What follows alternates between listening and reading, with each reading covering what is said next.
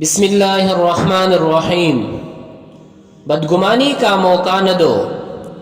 بخاری شریف کی ایک حدیث میں ہے کہ نبی کریم صلی اللہ علیہ وسلم ایک مرتبہ مسجد میں رمضان کے آخر عشرہ میں اعتکاف میں تھے۔ آپ کی بیوی حضرت صفیہ رضی اللہ عنہا آپ سے ملنے آئی۔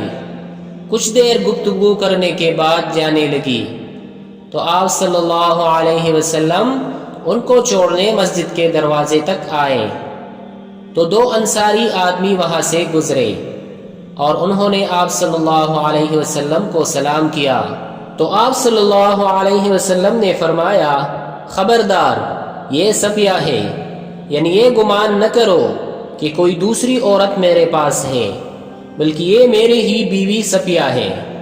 تو ان دونوں نے کہا کہ سبحان اللہ یا رسول اللہ صلی اللہ علیہ وسلم، یعنی ہم آپ کے بارے میں کیسے بدگمانی کر سکتے ہیں؟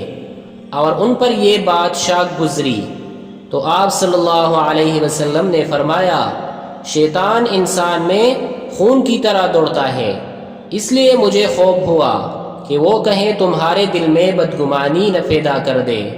یاد رکھو کہ جس طرح کسی کے بارے میں بدگمانی کرنا گناہ ہے، اسی طرح بدگمانی کا موقع فراہم کرنا بھی جائز نہیں، مگر آج لوگ صرف بدگمانی کرنے کو غلط سمجھتے ہیں، حالانکہ بدگمانی کا موقع دینا اور زیادہ غلط بات ہے۔